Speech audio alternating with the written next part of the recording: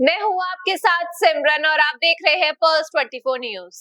एक नजर डालेंगे 20 बड़ी खबरों पर। नई दिल्ली के विज्ञान भवन में नवकार महामंत्र दिवस कार्यक्रम का आयोजन। कार्यक्रम में पीएम मोदी हुए शामिल। पीएम नरेंद्र मोदी ने अन्य लोगों के साथ नवकार महामंत्र का किया जाप। दिल्ली में प्रधानमंत्री नरेंद्र मोदी ने कहा, नवकार महामंत्र कहता है कि स्वयं पर विश्वास करो, स्वयं की यात्रा शुरू करो। नवकार महामंत्र कहता है, स्वयं पर विश्वास करो, स्वयं की यात्रा शुरू करो। दुश्मन बाहर नहीं है, दुश्मन भीतर है।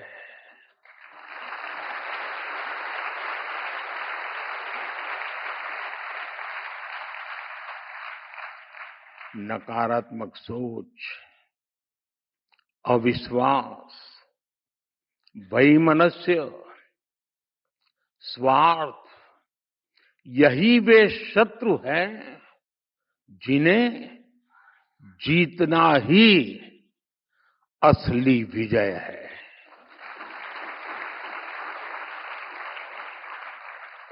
और यही कारण है कि जैन धर्म हमें बाहरी दुनिया नहीं, खुद को जीतने की प्रेरणा देता है।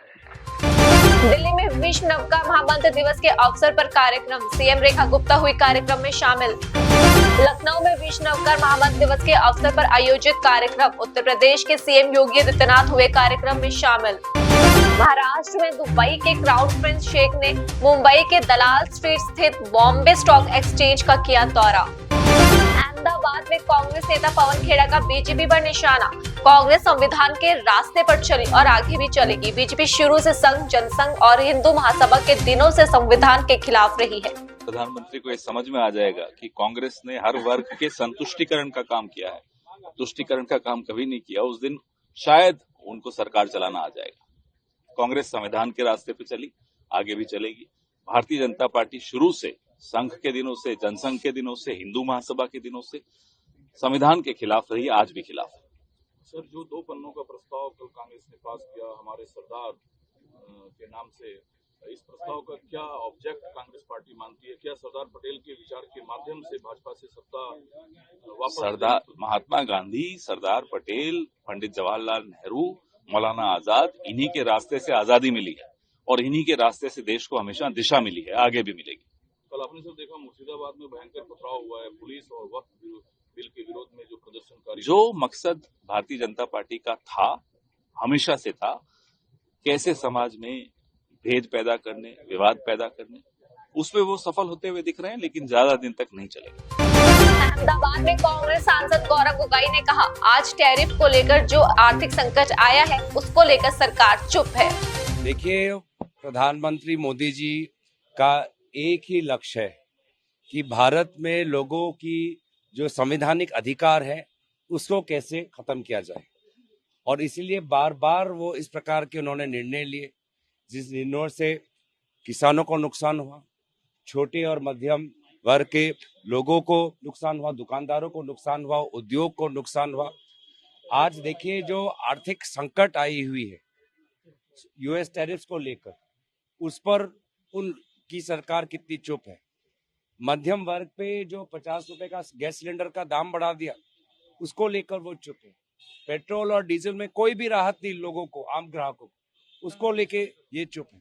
तो जो वास्तविक देश के मुद्दे जो हैं, उस पर वो जिस प्रकार के नेतृत्व लेना चाहते हैं, वो कुछ नहीं करते। हमारा उद्देश्य स्पष्ट है कि लोगों की संवैधानिक अधिकार, डॉक्टर बाबा साहब अम्बेडकर की निर्माण किए गए हुए संविधान की सुरक्षा, और जो यहाँ की हमारी जो अर्थव्यवस्था है, उस ढांचे को और हमको सुधारना है। अहमदाबाद में कांग्रेस सांसद दीपेंद्र सिंह हुड्डा ने कहा, हम सरदार पटेल और महात्मा गांधी की जन्मभूमि को नमन करते हैं। कांग्रेस की विचारधारा का जन्म भी इसी भूमि से हुआ। देखिए, हम नमन करते हैं उस गुजरात की महाभूमि को, जिस भूमि ने जन्म दिया महात्मा गांधी जी को, सरदार पटेल जी को। और केवल गांधी और पटेल को जन्म देने वाली भूमि नहीं है, कांग्रेस की विचारधारा का भी जन्म कहीं ना कहीं इसी भूमि में हुआ है। हम नमन करते हैं। और इस भूमि में अधिवेशन ऐसे समय में जब कांग्रेस के सामने एक चुनौतीपूर्ण समय हो, जिसको हम स्वीकार करते हैं, इसका एक बहुत बड़ा मायना है। हम नए संकल्प के साथ, नई ऊर्जा के साथ अपनी विचारधारा को, अपने संगठन को मजबूत करते हुए हिंदुस्तान के कोने कोने में लेके जाएंगे। कांग्रेस का हर कार्यकर्ता इस अधिवेशन से नई ऊर्जा के साथ निकलेगा, ऐसा हमारा मानना है। सर, किन बड़े मुद्दों को सीधे में आप लोगों ने डिस्कस किया? बर्फ का, वन नेशन वन इलेक्शन है, टैरिफ है जिससे बाजार गिरा पड़ा है। देखिए, टैरिफ के मुद्दे पे भी हमारी बात आई। अधिवेशन में जो रेजोल्यूशन है उसके माध्यम से आप तक पहुंचेगी। अहमदाबाद में बीजेपी सांसद कंगना रनौत के बयान पर हिमाचल कांग्रेस अध्यक्ष प्रतिभा सिंह ने कहा, ये बड़े दुख की बात है कि एक चुना हुआ सांसद इस तरह की भाषा का प्रयोग कर सकता है। बड़े दुख की बात है कि एक चुना हुआ एमपी इस तरीके के भाषा का प्रयोग कर सकता है।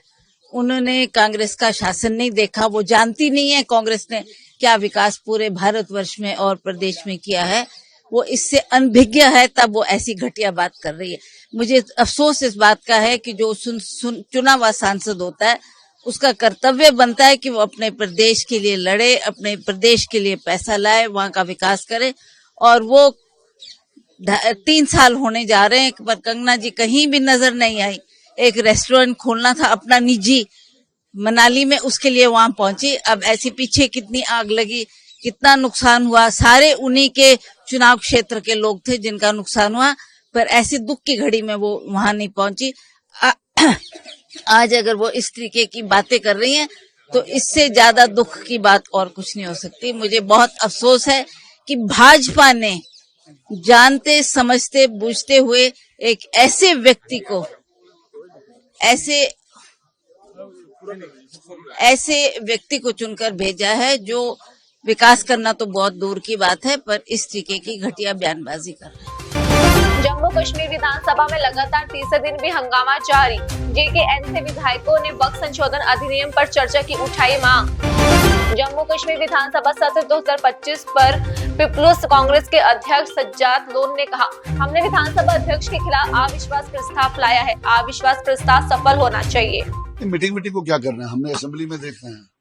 सर, जिस तरीके से कल भी आपकी डिमांड थी कि स्पीकर साहब को जो है चेंज करें। नहीं, हमने देखिए 2 बातें। हमने बोला या तो टेम्परेरीली अपने कमरे में जाए, जब तक मुबारक गुल साहब जो सेकंड सीनियर मोस्ट हैं, तो या तो टेम्परेरीली वहां जाएं और तब तक मुबारक गुल साहब करके हमारा काम हो जाएगा। नहीं तो हमने नो कॉन्फिडेंस मोशन भी लाया है। तो अगर वो परसिस्ट करते हैं कि नहीं मैंने नहीं करना है, तो मुझे लगता है no confidence motion should be successful.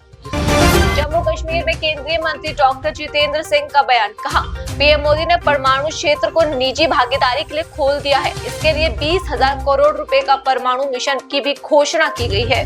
Nuclear energy के लिए हमने टारगेट रखा कि सन 2047 तक हम 100 गीगावाट न्यूक्लियर एनर्जी पैदा करेंगे, ताकि आने वाले समय में, जैसे मोदी जी ने कहा कि सन 2070 तक हिंदुस्तान नेट जीरो हो जाएगा, उसमें न्यूक्लियर एनर्जी की एक प्रमुख भूमिका रहेगी।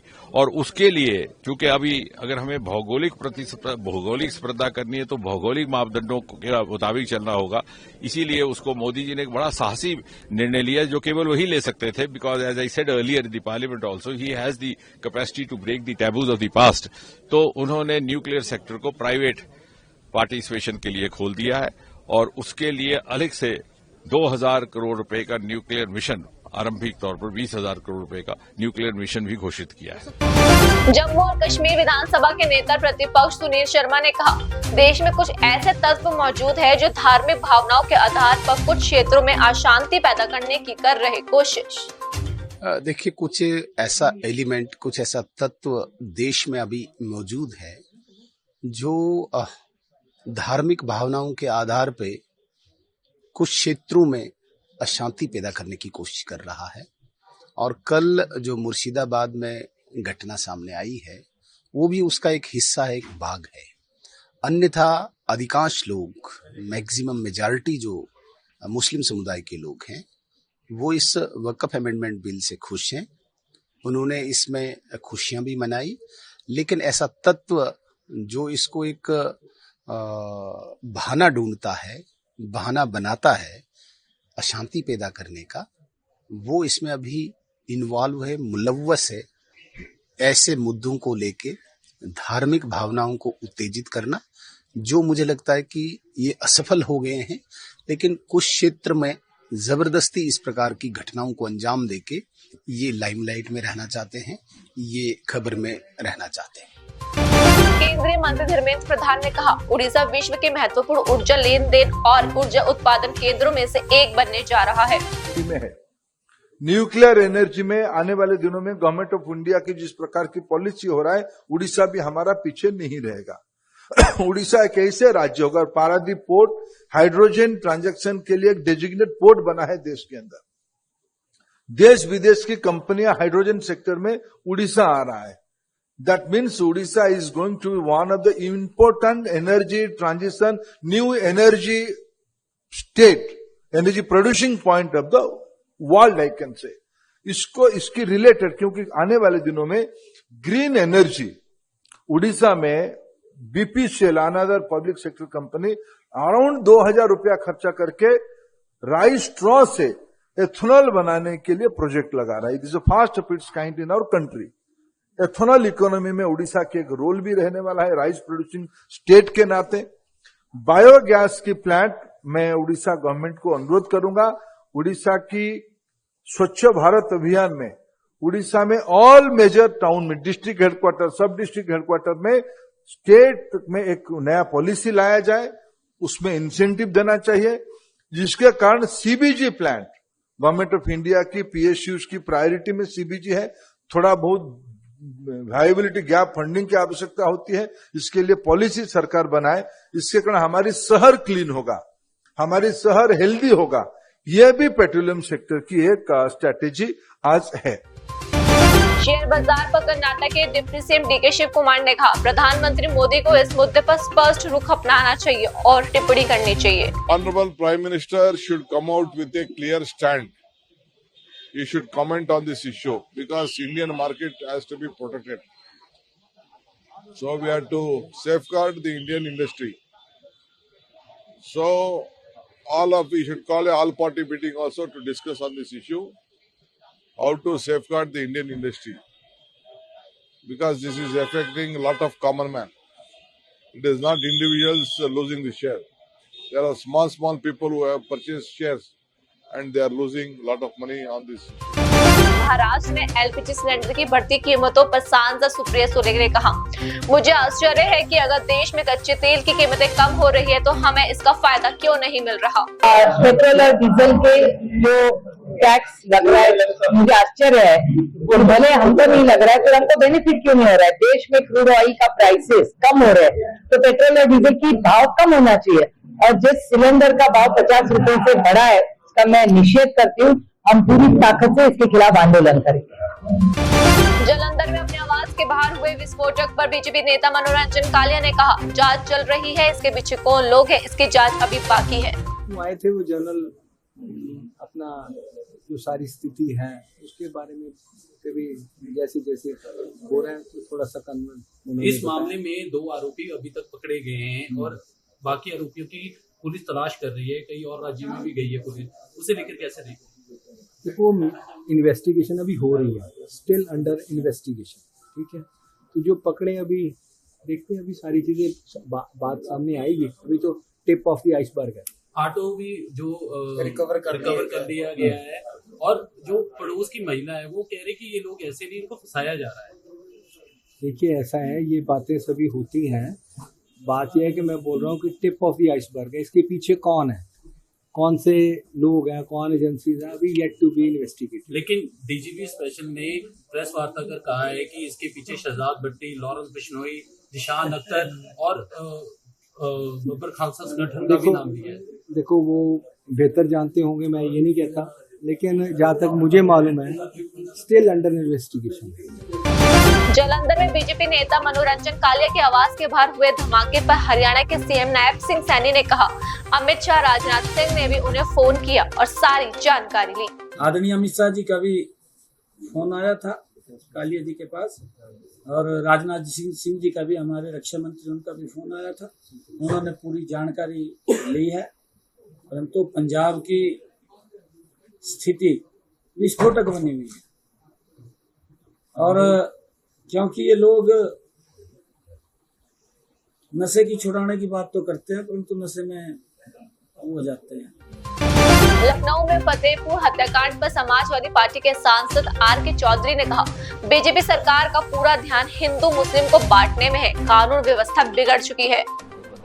देखिए, बीजेपी सरकार का पूरा ध्यान देश में हिंदू मुसलमान को बांटने में है, लेकिन देश का लॉ एंड ऑर्डर बिगड़ रहा है, प्रदेश का लॉ एंड ऑर्डर बिगड़ रहा है। नौजवान पढ़ लिख के तैयार हैं, उन्हें नौकरी मिलनी चाहिए, उससे सरकार ध्यान नहीं दे रही है। महंगाई लगातार बढ़ रही है, इसमें सरकार ध्यान नहीं दे रही है। तो निश्चित तौर पे जो आरएसएस है और बीजेपी, ये बाबा साहब डॉक्टर अम्बेडकर के संविधान को अपना संविधान नहीं मानते, हिंदू मुसलमान को बांट के राजनीति कर रहे हैं। अब फतेहपुर घटना बड़ी घटना है, इनकाउंटर दिखा देना से काम नहीं चलेगा, अगर उसको न्याय कैसे मिलेगा? ऐसे प्रदेश में तमाम घटनाएं घटती हैं, इसमें लिपापोती होती है, तो निश्चित तौर पे बीजेपी सरकार दोषी है। जिसमें किन्नर अखाड़े के महामंडलेश्वर पवित्रनंद नीलगिरी ने कहा, ज्यादा से ज्यादा युवा आज सनातन की ओर आकर्षित है। आज हम महाकाल नगरी में बाबा महाकाल के चरणों में खड़े हैं। ओम नमो नारायण। आज की सुबह मेरे लिए और मेरे पूरे उज्जैन वासियों के लिए और मेरे मध्य प्रदेश के लिए और पूरे देश के लिए सबसे अच्छी सुबह है, क्योंकि अभी अभी भस्म आरती जब खत्म हुई है और हम सभी लोग मंदिर में हैं और बहुत अच्छा लग रहा है कि कहीं ना कहीं हमारा जो सनातन है, हमारा जो प्रयाग का कुंभ था, उसमें पता चला कि हमारे सनातन में जितनी ज्यादा यूथ है वो आकर्षित हो रहे हैं। और आज की भस्म आरती देखिए, कितने सारे हमारे जो इस देश के नौजवान हैं, इस यूथ हैं, ये सनातन से जुड़ रहे हैं। और सनातन से बड़ा कोई धर्म हमारे विश्व में और हमारे देश में नहीं है। आज हम जितनी कामनाएं करते हैं, जितने पाठ करते हैं, जितनी हमारी संस्कृति, हमारे वेद पुराण, ये सभी सनातन से जुड़े हैं। और आज हम महाकाल नगरी में, अवंतिका नगरी में हम आज एग्जैक्ट महाकाल के चरणों में खड़े हैं और यहीं से हम सबको विनती करते हैं कि सनातन के साथ चलो, सनातन के साथ आओ। और सनातन से बड़ा कोई धर्म नहीं है। हर किसी के दिल में जैसे हम लोग श्री राम बोलते हैं, वैसे ही जय सनातन के बारे में हम चर्चा करें, हमारे वेद पुराण पढ़े और हमारे महाकाल बाबा, हमारे रामायण महाभारत के बारे में जाने और हमारी जो सनातन संस्कृति है उसे आगे ले जाए। जय श्री महाकाल, जय हो। ओम नमो नारायण, जय हो। फिलहाल के लिए मुझे दीजिए इजाजत और बाकी की तमाम खबरों के लिए बने रहिए पल्स 24 न्यूज के साथ। नमस्कार।